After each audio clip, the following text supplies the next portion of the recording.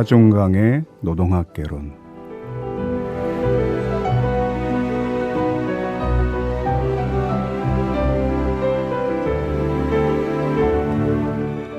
작년에 평택 비정규 노동센터에서 지역의 중고등학교 학생들을 대상으로 노동인식에 대한 조사를 한 적이 있습니다. 노동자는 네모다의 빈칸을 채우는 것이었는데 학생들이 써낸 답을 보면서 가슴이 먹먹했습니다. 노동자는 거지다. 노동자는 무식하다. 노동자는 동남아다. 노동자는 장애인이다. 노동자는 일개미다. 노동자는 못 배운 자들이다. 노동자는 득이 없다. 노동자는 힘들다. 쌍용 자동차 파업이 한창일 때 평택의 한 중학교에서는 사회과 선생님이 교실에 들어와서 아이들에게 물었습니다. 이반에 아빠가 쌍차 다니는 사람 있으면 손 들어봐. 아이들이 아무도 손을 들지 않자 그 선생님은 이렇게 말했습니다. 참 다행이다. 파업하는 사람들은 다 빨갱인데 이반엔 그런 사람이 없으니 참 다행이다. 물론 그 반에는 아빠가 쌍차에 다니는 아이들이 있었습니다. 손을 들지 못했던 거죠. 그 아이들은 그 뒤 어디에서도 아빠에 대해 말할 수 없었습니다. 가슴 아파할 부모님 앞에서 차마 울지도 못해 그 아이들은 말수가 줄고 심리 치료를 받아야 했습니다. 이게 비단 어느 한 지역만의 문제는 아니겠죠. 수배자 전단의 인상착의란에 아무렇지 않게 노동자풍이라고 표기하는 사회, 제도 교육에서 노동의 가치를 전혀 가르치지 않는 세상에서 어쩌면 아이들의 그런 대답과 고통스러운 침묵은 당연한 것일 수밖에 없습니다. 노동자는 네모다. 그 질문에 응답한 청소년의 10%, 즉 10명 중 1명만이 노동자에 대해 올바른 인식을 갖고 있었다고 합니다. 그 보석 같은 아이들의 답으로 오늘 노동학개론 시작하겠습니다. 노동자는 우리 아빠다. 노동자는 자랑스럽다. 김재수 조합원 신청 광고입니다. 20년 경력의 업소용 수입 주방기기 전문회사 한국소매트입니다. 한국소매트는 위생, 환경, 맛을 추구하며 선진화 주방을 선도합니다. 혹시 커피숍, 외식 레스토랑 오픈을 준비하세요? 한국소매트로 문의하세요. 선키스트 주석기, 브랜더 믹서, 눈꽃 빙삭기, 식기세척기 등 각종 수입 중고 제품을 고객의 예산에 맞게 주방 설계 컨설팅을 해드립니다. 조합원분들과 상생하는 회사가 되겠습니다. 문의는 010-8978-3540. 검색창에 한국소매트를 검색하세요. 조합원 스토리텔링님 신청 광고입니다. 겨울철 벨미 과메기 맛있게 드셨어요? 포항 죽도시장 상인협동조합에서 이번에는 간장게장을 내놓아요. 살아있는 암꽃게로 만들어 살이 탱탱한 명품 간장게장. 미디어 협동조합원께는 아주 저렴한 가격으로 모시고 배송비를 따로 받지 않습니다. 010-9896-8282 010-9896-8282 검색창에서 죽도락을 검색하세요. 밥도둑 망도둑 내 사랑 간장게장. 속눈썹이 쑥쑥쑥 코코아이 속눈썹 영양제, 끊임없는 수분감 스노블 수분크림, 5분 만에 느껴지는 팽팽함 주름 개선 RV 콜라겐팩. 사실인지 궁금하시면 모모코스닷컴에서 확인해보세요. momocos.com momocos.com.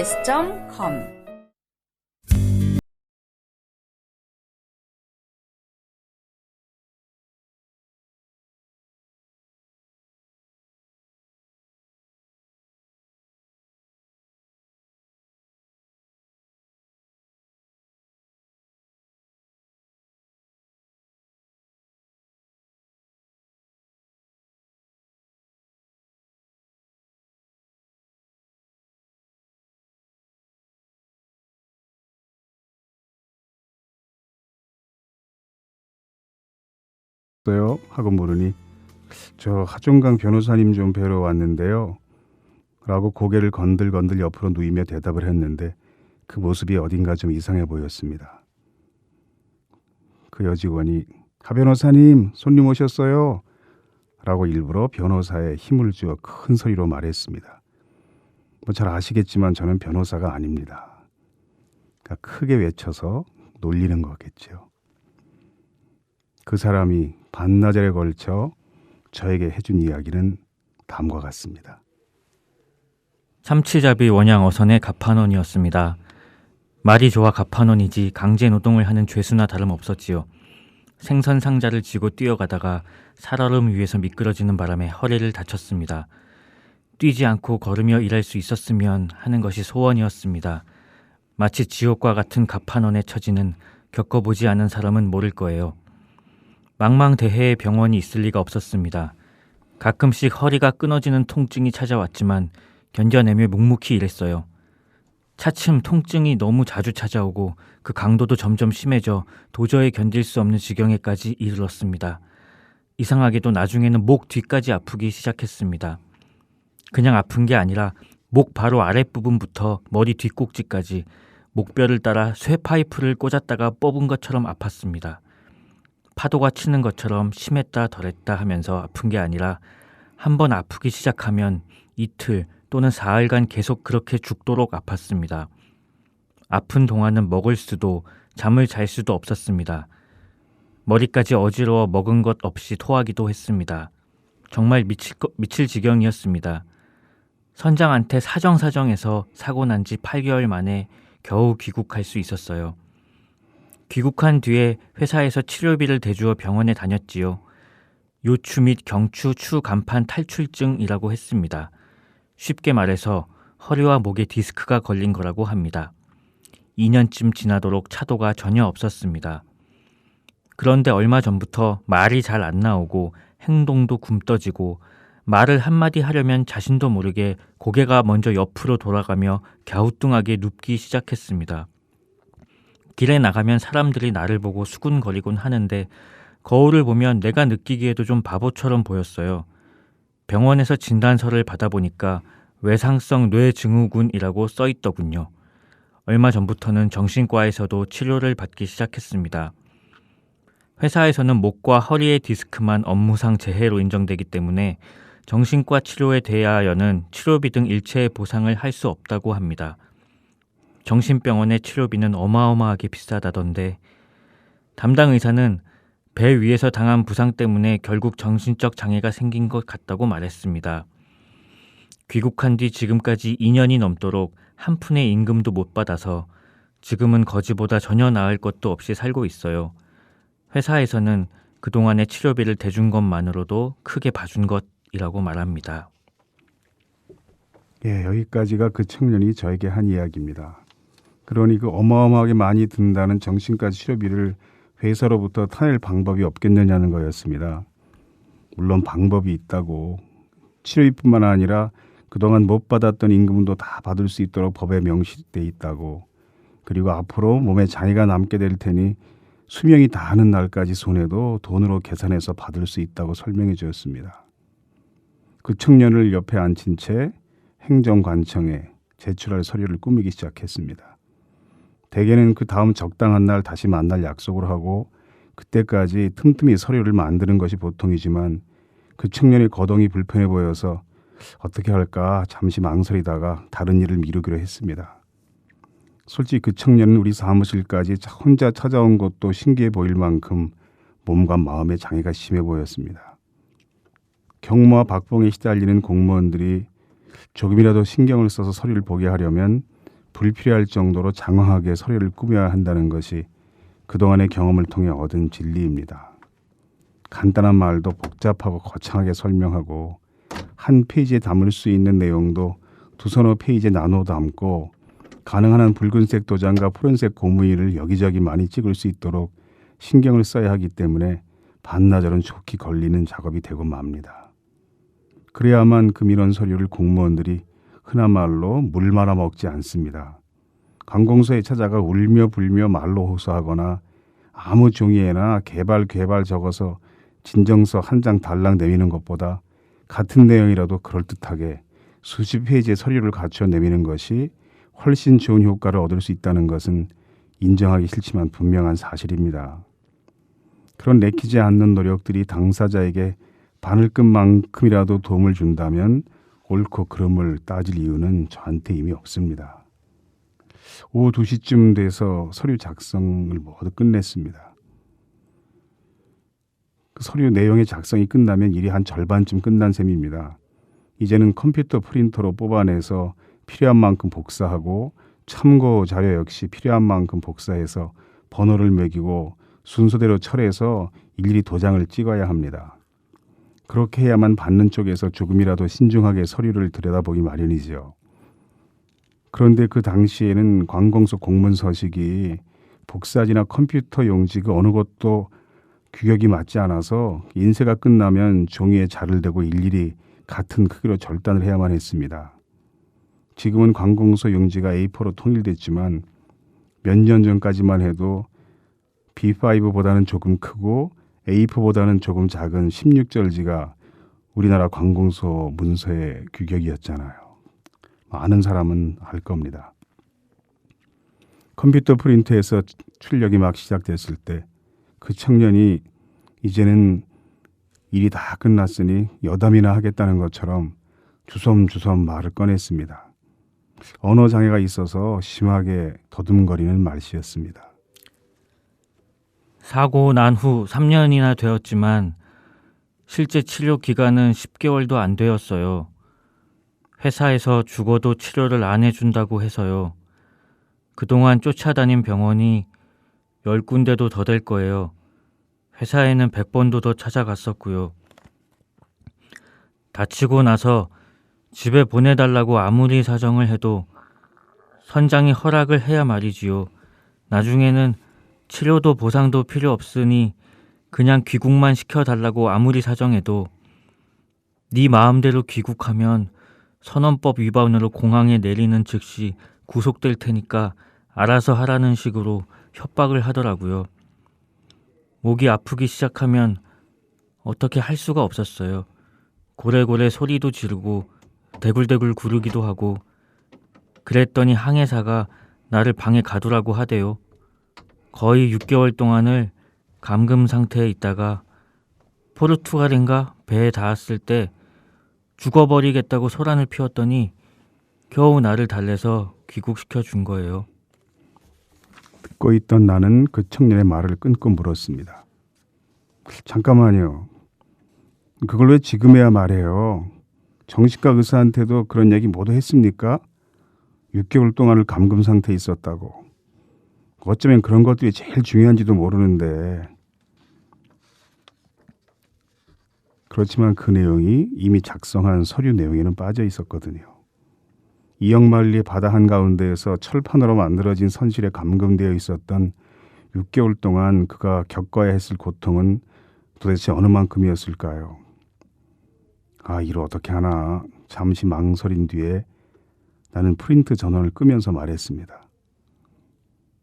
처음부터 다시 시작합시다. 그 중요한 걸 빠뜨릴 수는 없어요. 오늘 다른 약속은 없지요?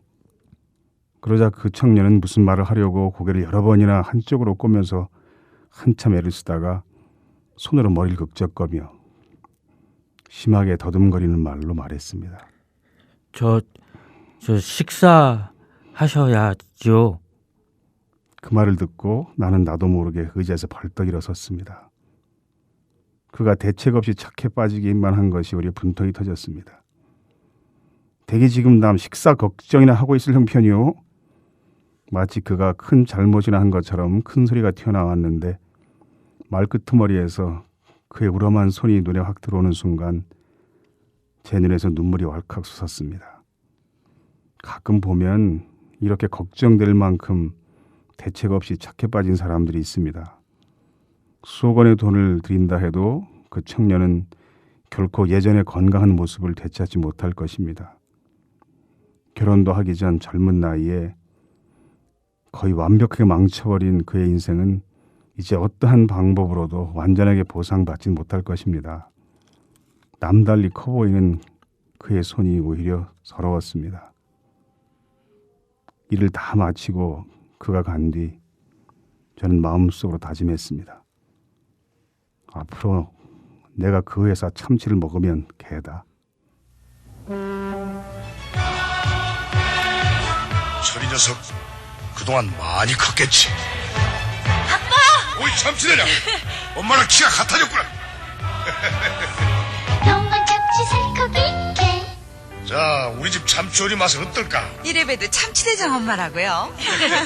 엄마, 난 고소한 샐러드하고 맛있는 김밥.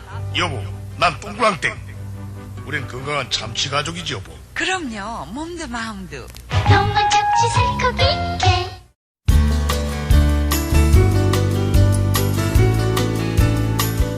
하종강의 어색한 사이.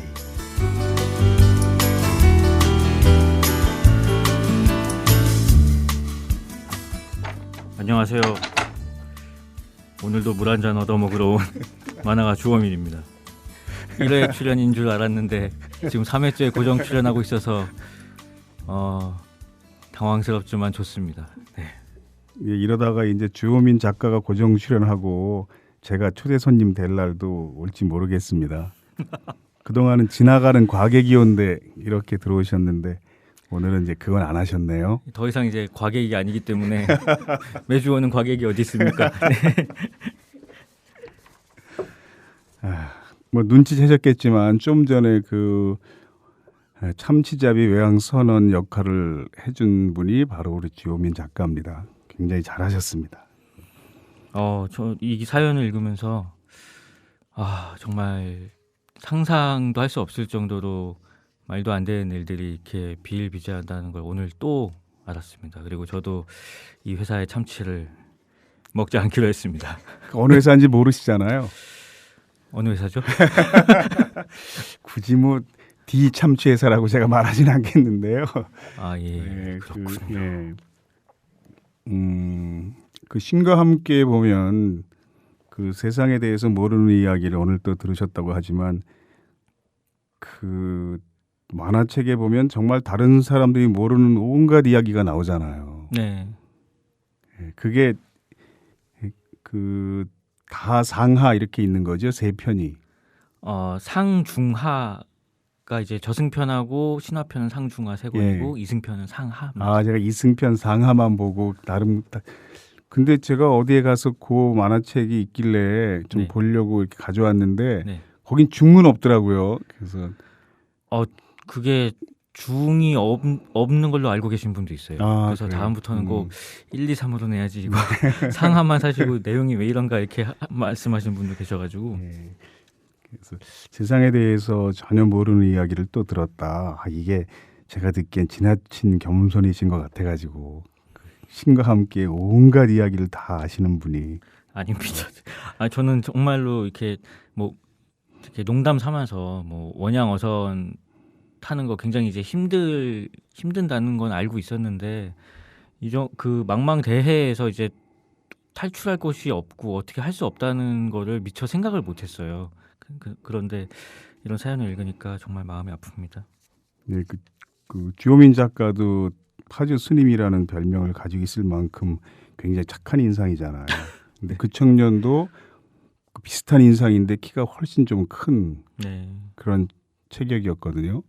근데 손이 흔히 소뚜껑만 하다 이렇게 얘기하잖아요. 얼마나 손이 크고 우람한지 저렇게 튼튼한 손을 가진 청년이 앞으로 평생을 장애인으로 살아야 되는구나 그런 생각이 드니까 제가 눈시울이 그때 뜨거워졌습니다.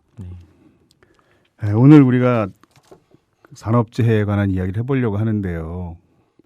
그 노동운동하는 사람들은 산업재해란 말보다 노동재해라는 말을 더 정확하다고 얘기합니다.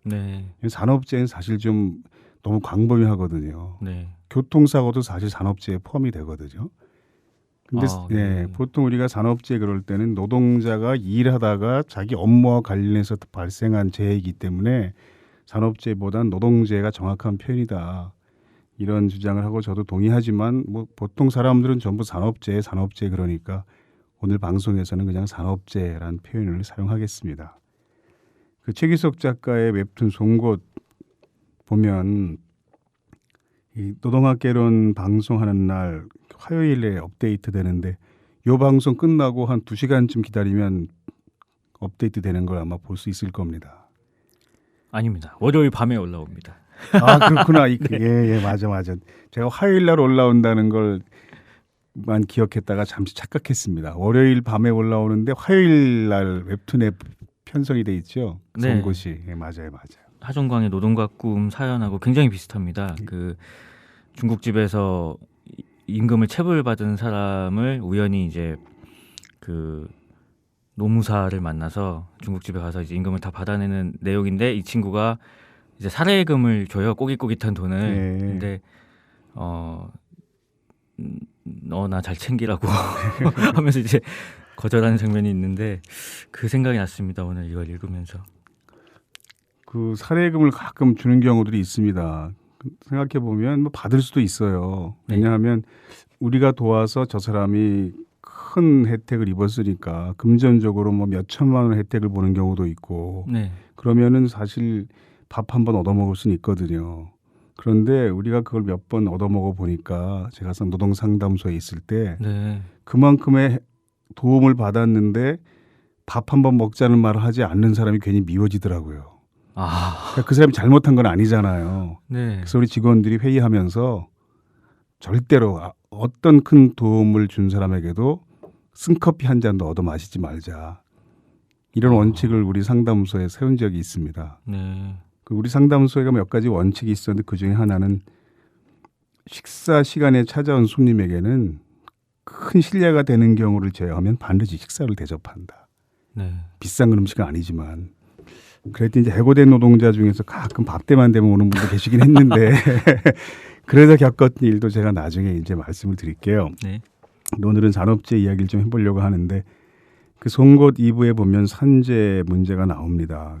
그 송곳은 댓글 보는 재미도 쏠쏠한데 그 산재 문제가 나오니까 그 산재에 관한 자기 경험을 이야기하는 분들이 많더라고요. 네. 그러니까 그걸 보고 어떤 사람들은 또 물어보기도 하니까 상담도 해주고 뭐 그런 걸 봤습니다. 네. 그래서 2부 1화에 보면은 그 청소미화원 영감님이 쓰레기 수거차에서 떨어져서 사고를 당했는데 이걸 산업재해로 처리하기 위해서 국어신 소장을 찾아가잖아요. 네. 근데 국어신 소장은 일하다가 사고 난 걸 증언해줄 동료를 찾아오라고 이야기합니다. 네. 그 장면 기억나시죠? 네, 저도 봤습니다. 네, 근데 그 대사는 사실 제가 최 작가한테 힌트를 준 거예요. 네. 그러니까 산재 상담을 찾아오면 그렇게 묻습니다. 사고 났을 때 회사에 다녔지만 지금은 퇴직한 사람 중에서 연락되는 사람이 있습니까? 네. 왜냐하면 사고 난 동료를 위해서 증인을 해준다는 것은 회사로부터 미움을 사는 일이어서 네. 재직 중인 사람은 엄두를 못 냅니다. 네. 해고를 각오하지 않으면 도와주지 못하거든요. 네. 그러니까 가장 적절한 사람은 사고 났을 때 그걸 목격했지만 지금은 퇴직한 사람. 예, 그런 사람과 연락이 되기만 하면 대개 증인이 돼요. 네. 그리고 그런 사람 만나서 밤새 설득하면 거의 대부분은 도와줍니다. 네. 그래서 그랬더니 이제 어떤 사람이 산업재해가 당했는데 무슨 증인이 필요하냐. 네. 뭐 이런 사람이 있더라고요. 댓글에도 예. 그 만화의 상황은 진짜 극단적인 거고 출근 도장도 찍고 일을 하고 있는데 왜 증인이 필요하냐고 이렇게 다는 댓글을 봤습니다. 예, 그래서 노동자를 너무 무식하게 그렸다 의도적으로. 네. 그래서 뭐 불순하다 예. 이런 댓글 저도 보기도 했는데 극단적인 경우가 아니고 제 경험상 보면 그게 일반적인 경우입니다. 네. 물론 이제 산재 처리가 순조롭게 되면 그때는 초기 단계 꼭 증인이 필요하지는 않아요. 네. 근데 산재보험 처리가 돼서 나오는 보상금이 굉장히 적기 때문에 나중에 회사를 상대로 제대로 보상을 받으려면 그때는 증인이 반드시 필요하고 증인이 없으면 그 절차를 거기 포기해야 할 만큼 네. 증인 역할이 굉장히 중요해집니다.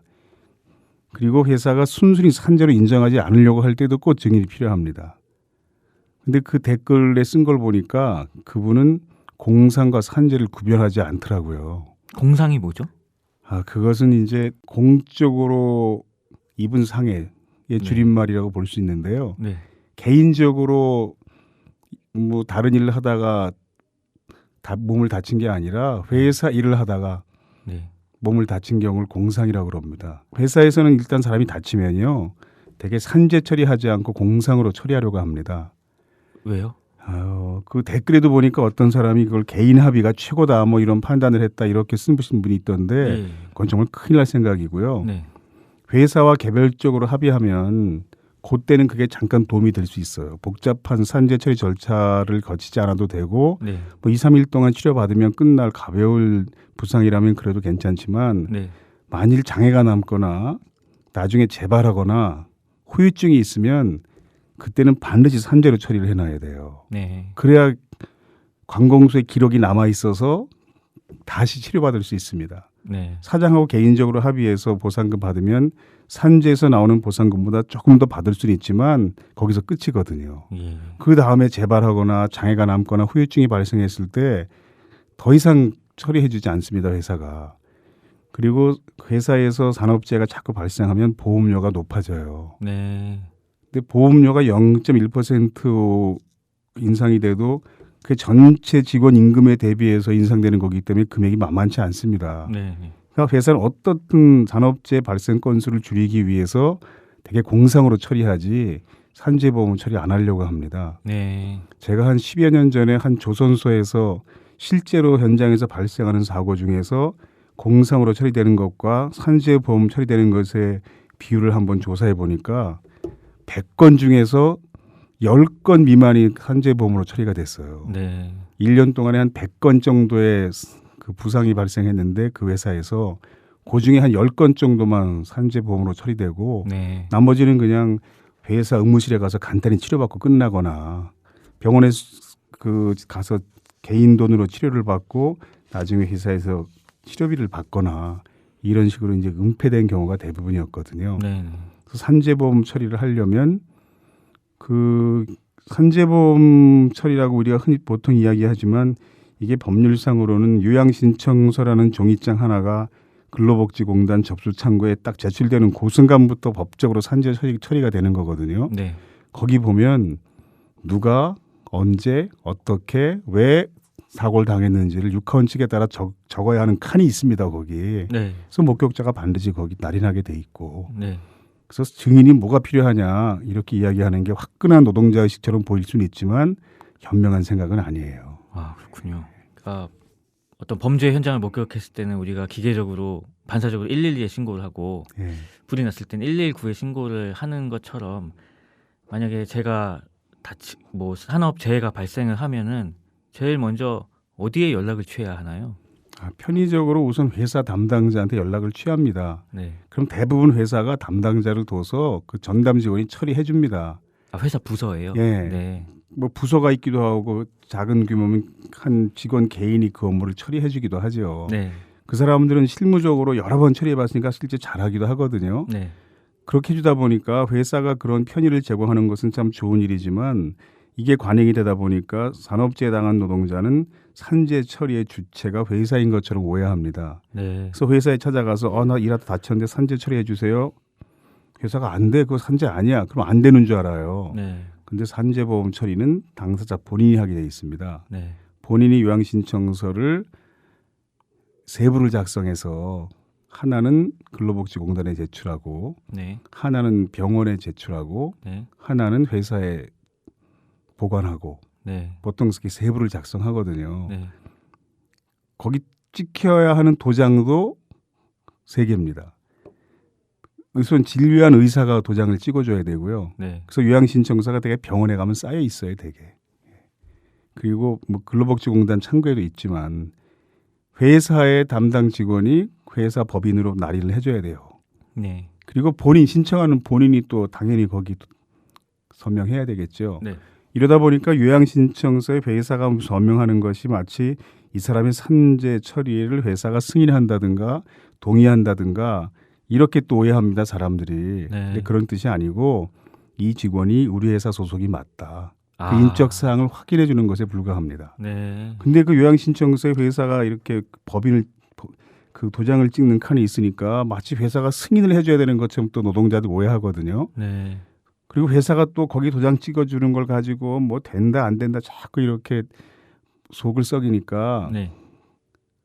우리가 몇 년 전에 이제 법을 개정할 때 요구해서 부득이한 경우에는 회사의 증명을 생략할 수 있다. 이런 조항이 생겼어요. 네. 그래서 회사가 굳이 거기 도장 안 찍어주면 왜 내가 회사 도장을 여기 받지 못했는지를 간단히 사유를 적어서 같이 제출할 수도 있고, 그래서 산재보험 처리는 본인이 직접 하는 거여서 회사가 도와주면 회사 담당자한테 연락하면 되고요. 네. 회사가 안 도와준다 그러면 근로복지공단 창구에 직접 가서 제출할 수도 있습니다. 근데 실제로 이제 다친 사람들이 병원에 입원해 있는 동안 그걸 네. 누가 처리해 줄 사람들이 없고 그러니까 네. 회사 담당자들이 많이 뛰어다니면서 하지요. 네, 그렇군요. 그 1년에 산업재해로 사망하는 노동자가 한국에서 몇 명쯤 생기는지 아세요? 글쎄요, 잘 모르겠습니다. 뭐 해마다 통계가 조금씩 바뀌긴 하는데 대략 한 2,000명 정도 사망합니다. 2,000명이 사망을 한다고요? 예. 발생하는 게 아니고. 예. 그 2013년 통계로도 1,929명이 사망했으니까 네. 대략 2,000명이라고 보는 게 맞죠. 보통 예전에 우리가 그 전대협이란 단체가 있었을 때 전대협 100만학도 이런 표현을 썼었어요. 네. 임수경 씨가 평양 갔을 때 거기도 전대협 100만학도는 뭐 평양에 도착했습니다. 이런 성명 발표했던 것처럼 네. 그때 노동자는 1,000만 노동자라고 그랬습니다. 네. 그때도 2,000명 정도 죽었어요. 그러니까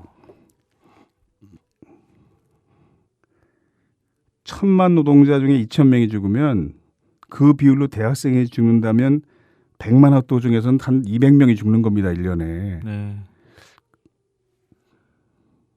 우리나라에서 대학생들이 그 가혹한 대학교의 그 학습 환경 때문에 한 200명씩 죽었다. 네. 아마 우리 사회가 이 문제를 그냥 덮어두지 않았을 겁니다.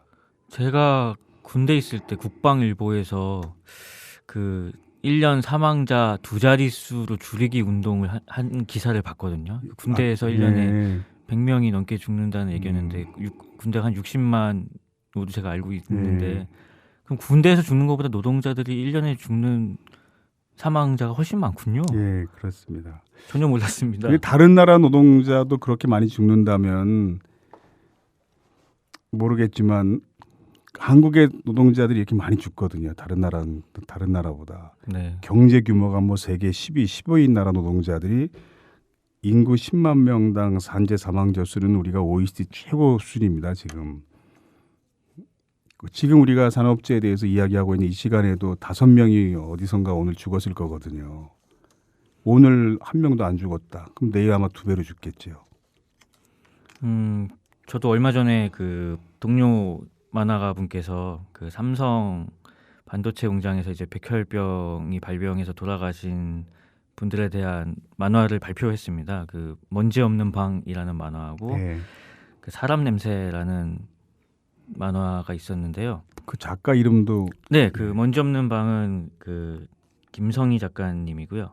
사람 냄새는 김수박 작가님 만화인데요.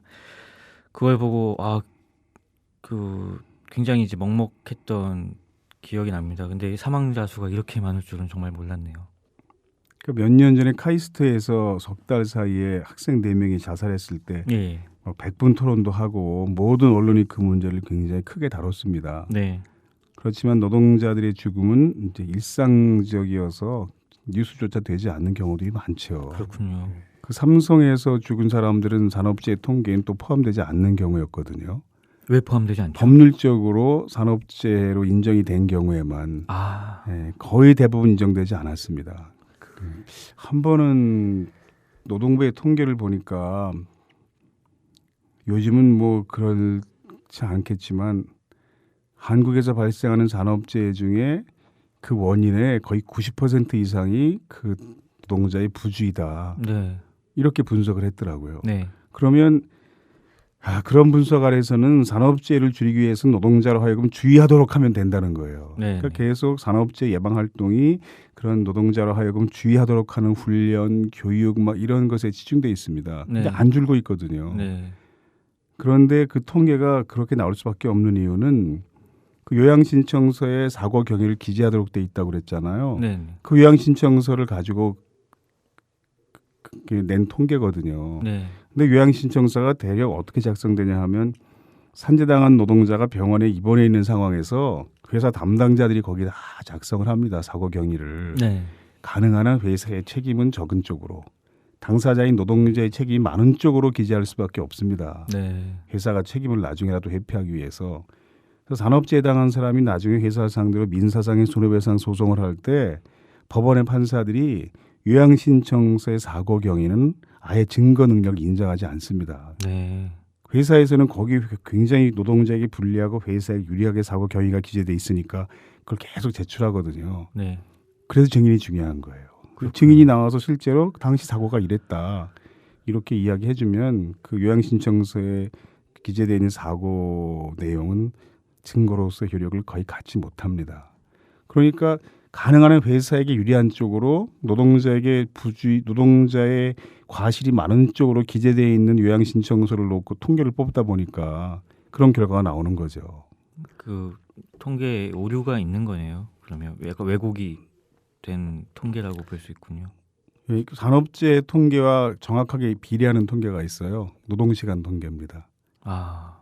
그러니까 노동시간이 긴 나라일수록 산업재해도 많이 발생합니다. 네. 사람 몸이 기계도 아닌데 네. 장시간 노동하는 노동자들이 사고를 많이 또 당할 수밖에 없도록 돼 있거든요. 네. 또 비슷한 통계가 있어요. 교통사고 통계입니다.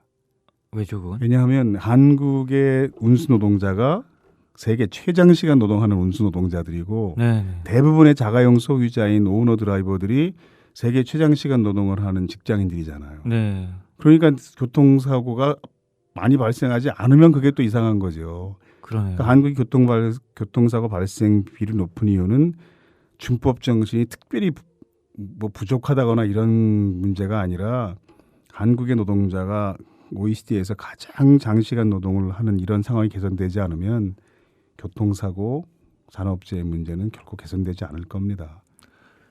안 좋은 거는 항상 OECD에서 엄청 상위권이더라고요. 왜 OECD에 가입해서? 근데 OECD에 가입해야 선진국으로 인정이 된다니까 막 기를 쓰고 가입을 한 거죠. 근데 만약에 그 산재가 이제 발생을 했는데, 그러니까 회사가 아닌 사업장이 있잖아요. 예를 네. 들면 어디서 뭐 식당에서 알바를 하다가 뭐 화상을 입었다고, 뭐 되었다거나 네. 그런 경우에는 회사 담당자도 없는데 그런 경우에는 이제 어떻게 해야 할까요? 지금은 법이 개정돼서요. 네. 1인 이상을 고용한 사업자들은 다 의무적으로 산업재해 보험에 가입하도록 돼 있습니다. 근데 안 돼 있는 경우도 많거든요. 네. 가입돼 있지 않은 상태에서 사고가 발생했다. 네. 그랬을 때에도 그 사고 당한 노동자가 근로복지공단이나 노동부 지방사무소에 가서 신고를 하면 네. 그동안 내지 않았던 보험료를 사업주에게 다 부담시키면서 소급해서 산재보험 적용을 하도록 돼 있습니다. 네. 이걸 알면 그러니까 1인 이상이라도 고용한 사업장에 있는 사람은 산업재해 처리를 받을 수 있는 거죠. 그 대상자가 뭐 미성년자이거나 이런 건 상관이 없는 거죠? 예. 네. 그리고 무슨 근로계약서 작성하지 않았다 이래도 상관이 없고요. 네. 그러니까 실체적 진실이라고 그러는데 실제로 거기서 피고용자로서 일을 했느냐 안 했느냐만 중요하거든요. 네. 대개 회사에서는 규모가 작은 영세사업장에서는 산재보험 처리해달라고 그러면 우리 가입 안 했어 이렇게 이야기하고 네. 그럼 또 안 되는 줄 아는 경우도 많아요. 그런데 그럴 때에는 가입하지 않았다 할지라도 소급해서 가입시키면서 적용을 하도록 하고 있습니다. 네. 이 정도로 많은 노동자들이 1년에 산업재해로 사망한다는 걸 알게 됐습니다. 굉장히 충격적이고요. 그럴 때는 이제 근로복지공단으로 이제 찾아가면 된다는 거를 또 알게 됐습니다. 네, 근로복지공단이 어딘지 모르겠다. 그럼 네. 노동지방사무소에 찾아가서 이야기하면 거기서도 안내해주고요. 네. 대개 그런 업무를 처리하는 곳이 같은 건물에 있는 경우들이 많습니다. 네. 그리고 민주노총 지역 상담소가 다 있으니까 그런 곳에 가면 민주노총 법률원 이런 곳이 있는 곳에 사는 사람들은 민주노총에서 일하는 노무사나 변호사만큼 또 이런 경험이 많고 친절하게 도와주는 분들도 많지 않거든요. 네. 그런 데 가서 물어보면 도움 받을 수 있습니다. 그럼 앞으로 망설이지 않고 그런 곳으로 가서 꼭 도움을 받으시기 바랍니다. 물론 산재가 발생하지 않는 게 제일 좋고요. 예, 그렇습니다.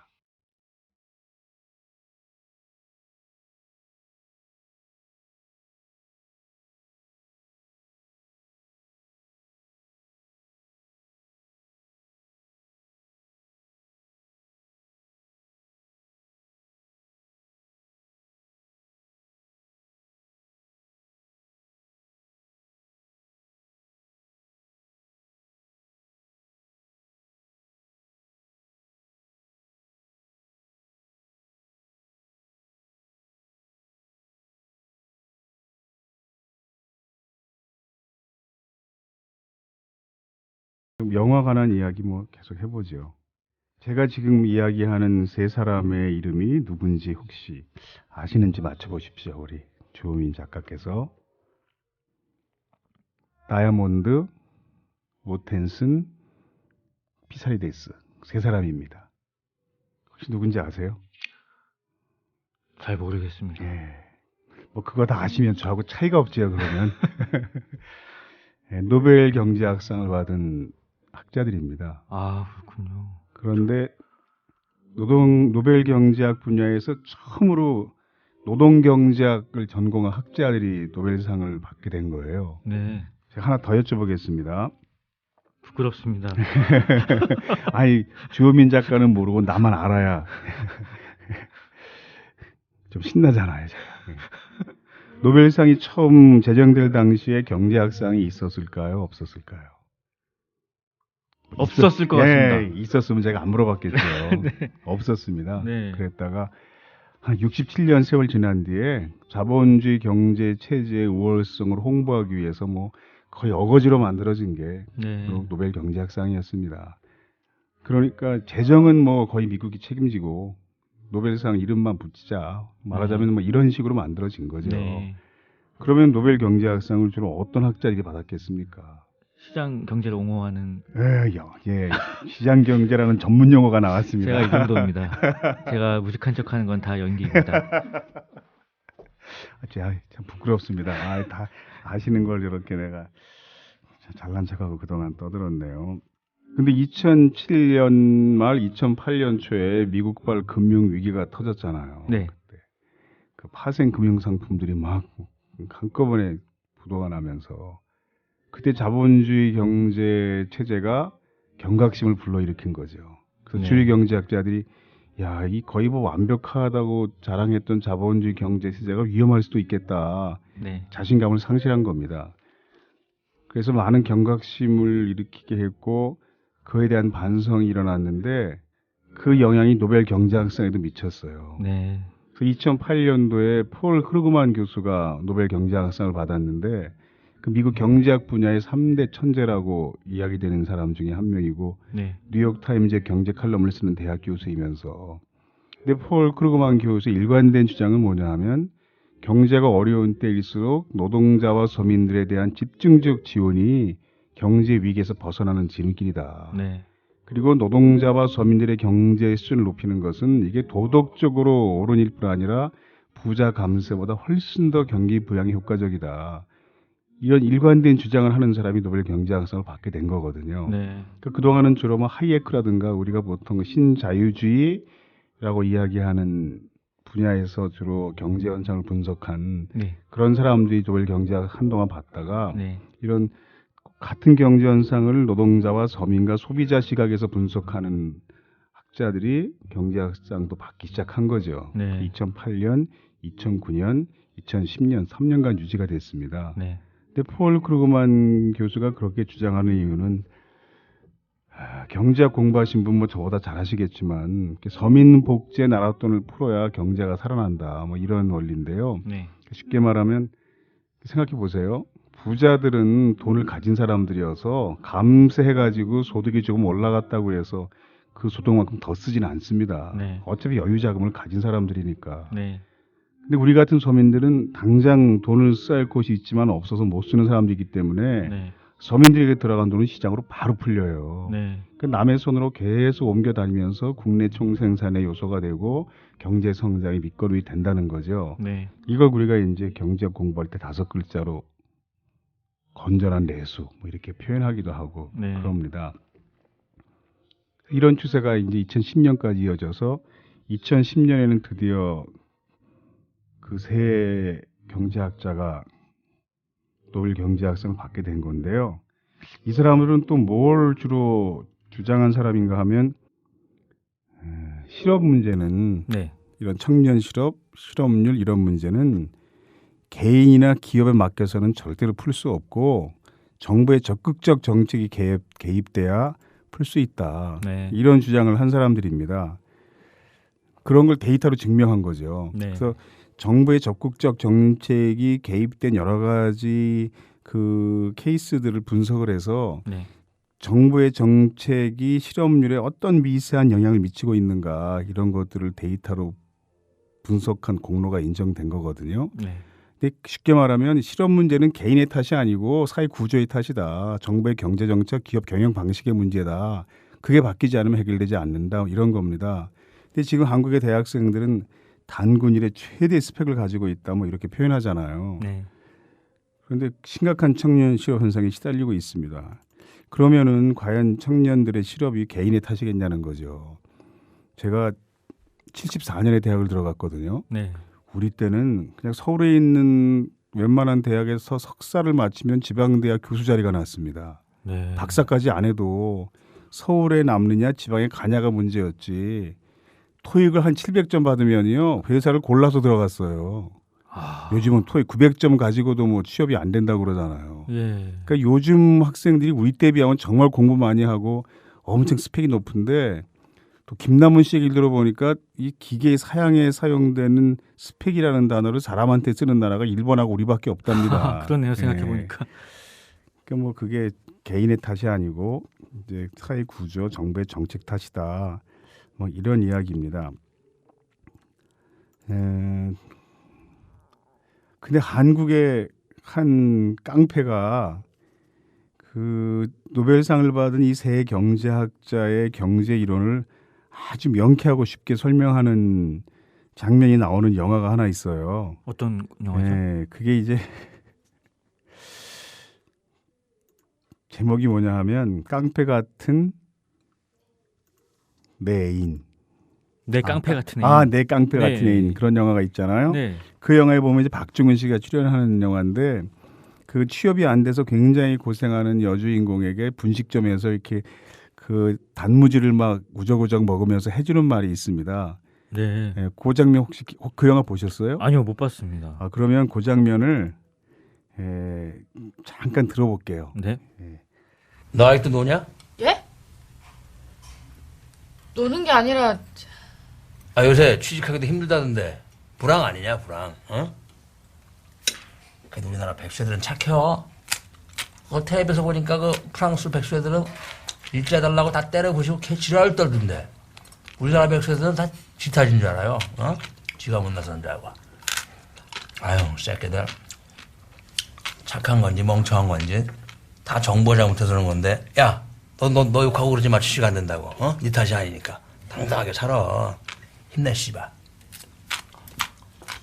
이게 깡패 어법이어서 좀 약간 거친 표현이긴 하지만 이 세 학자가 주장한 노벨 경제학상을 받은 이론과 정확하게 일치하는 주장이거든요. 네 탓이 아니다 그거. 그 이명박 전 대통령은 그 청년 실업 이야기 나올 때마다 항상 눈높이만 강조했습니다. 네. 그건 혹시 무슨 뜻인지 아시죠? 알죠. 알면서 모른 척하지 마시고요. 네가 너무 눈이 높으니까 지금 일자리가 없는 거지 뭐 일할 자리 널렸다는 거는 근데 이명박 대통령뿐만 아니고 어른들이 그렇게 굉장히 그렇게 말씀하시는 분들이 많더라고요. 네, 너무 눈높이가 높아서 수도권의 대기업에만 집중되기 때문에 예. 청년 실업 현상이 발생한다. 눈높이를 낮춰서 지방의 중소기업, 농공단지 있는 회사들 다 취업하면 청년 실업률은 낮아질 것이다. 네. 이렇게 얘기를 했어요. 네. 그러면 그 지방의 농공단지나 중소기업에 가서 네. 일하고 싶은 직장을 만들어 놓고 얘기하든지 그걸 좀. 얼마 전에 인터넷에 돌아다니던 만화를 봤는데요. 예. 사건 만화입니다. 그러니까 아버지가 신문을 보면서 쯔쯔쯔 요즘 녀석들은 눈만 높아서 큰일이야. 그랬더니 아들이 아버지 그래서 제가 이번에 그 중국집에서 일을 하기로 했습니다. 그러니까 갑자기 아버지가 그 아들의 따귀를 때리면서 너 그러려고 대학 보낸 줄 알아? 이런 장면이 있는데 예, 저도 봤어요. 네. 그게 생각이 나네요. 제가 한 그 특성화 고등학교요. 예전에 실업계라고 그랬잖아요. 취업 담당 교사를 만났더니 무슨 얘기를 하냐 하면 정부에서 하도 취업률 높이라고 강요하고 취업률이 낮아지면 장학금 지급도 제한하고 한 2년 뒤에 학교 문 닫을 수도 있다. 막 이렇게 하니까 어떻게든 애들을 취업을 시키기 위해서 온갖 노력을 한다는 거죠. 네. 근데 시골에 한 농공단지에 있는 학생들 5명 데리고 가서 그 중소기업에 취업을 시켰는데 그 사장이 그러더라는 거죠. 요즘 애들이 힘든 일을 못해서 4년을 못 넘긴다. 4년만 넘기면 그래도 웬만큼 월급이 나올 텐데 그 4년을 못 넘긴다 이렇게 얘기하더라는 겁니다. 네. 그런데 공장 옆에 하나만 방 한 칸일 기숙사라고 거기에 애들을 넣어놓고 그 슈퍼마켓 하나 없는 동네에서 애들을 거기 넣고 나오는데 야 저기서 애들이 4년이 있으라는 건 이건 죽으라는 얘기다 이런 생각이 들어가 정말 발걸음이 무겁더라. 네. 뭐 이런 이야기를 합니다. 네. 서울 시내에 있는 직업전문학교 졸업생들을 한번 통계를 내보니까 졸업생 90% 이상이 취업시켜준 회사에서 1년 넘기지 못하고 퇴사했다는 겁니다. 네. 그러니까 어려운 사업장에 너무 마구잡이로 취업이 된 거죠. 그 이명박 대통령이 지난번에 그 개인의 눈높이만 강조한다고 했을 때 이게 대학생들과 무슨 간담회 자리에서 그런 얘기를 했거든요. 네. 한 지방 대학생이 대통령에게 이제 감히 질문을 했습니다. 네. 지방 대학생들은 취업에서 많은 불이익을 받고 있습니다. 네. 그랬더니 그 이명박은 뭐라고 그랬냐 하면 개인적으로 실력만 갖추십시오. 그럼 차별은 없습니다. 네. 이렇게 답했다는 게 언론에 보도가 됐거든요. 네. 사회 문제에 대한 구조적 관점이 전혀 없는 거죠. 근데 이명박 대통령뿐만 아니고 일반 뭐 네티즌들 댓글을 봐도 그러게 누가 지방대 가랬냐 뭐 이런 식으로 요즘에는 이제 그게 너무 당연시 생각하고 그런 게 되게 그런 생각이 되게 만연한 것 같더라고요. 그 요즘은 농업고등학교들이 다 명칭을 변경했잖아요. 네. 그런데 몇 년 전만 해도 농업고등학교들이 있었습니다. 네. 네. 한 농업고등학교 인문학 강의를 하러 갔었는데 교장 선생님께서 교무실에서 이렇게 인사를 하니까 하시는 말씀이 작년 졸업생 64%가 대학을 갔습니다. 네. 이걸 참 어디가 자랑할 수도 없고 이렇게 말씀하세요. 네. 이게 왜 대학 진학이 높은 게 자랑거리가 안 되겠습니까? 네. 농업고등학교 졸업생은 농사를 지어야죠. 그렇죠.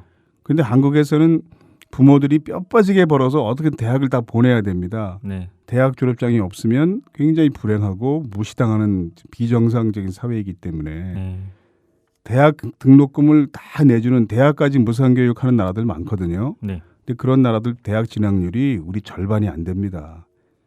등록금을 다 내줘도 대학을 안 가는 이유는 대학 가지 않고도 행복하게 살 수 있기 때문이죠. 네. 노동자가 정당한 대우를 받아야 결국 교육 문제도 해결이 된다. 이렇게 볼 수 있습니다. 다 연결이 돼 있군요. 다음에 노이다는 그 주호민 씨 작품 중에 샅샅이 한번 조사해서 거기서 한번 레이더 돌려볼까요? 이번엔 제가 한번 다른 만화로 제 만화에는 약간 노동 문제는 잘 안 나오고 아까 잠깐 사람 냄새나 먼지 없는 방을 얘기를 했는데 제가 만화 쪽에서 한번 찾아서 돌려서 레이더를 한번 가져와 보겠습니다. 예, 그러면 다음 주 노이다는 하종강의 노이다가 아니고 주호민의 노이다로 찾아뵙겠습니다.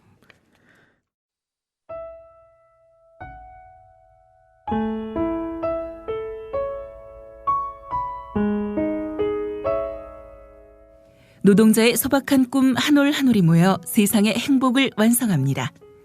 성공회 대학교 노동대학장 하종강의 노동학 개론.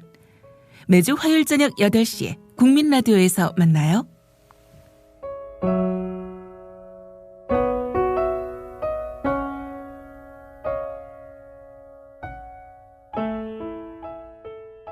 예, 이제 완연한 봄을 지나서 거의 여름입니다. 며칠 전까지만 해도 길을 다니는 사람들이 두터운 옷차림이었는데 이젠 겨울옷을 입고 다니면 촌스럽게 느껴질 정도로 따뜻하고 더운 날씨가 됐습니다. 언론에서는 올해 벚꽃이 예년보다 며칠 일찍 피었다 예보하면서 각 지방별로 꽃이 피는 날짜들을 알려주고 사람들을 독려합니다. 봄 소식을 전하기에 바쁜 거죠. 전에 방문했던 한 회사에서 노동자들에게 한번 물어봤습니다. 여러분들은 봄이 왔다는 것을 어떻게 느낍니까? 가장 많이 나온 대답은 아이들의 옷 걱정으로부터 봄을 느낀다는 것이었습니다. 제가 또 물어보았습니다.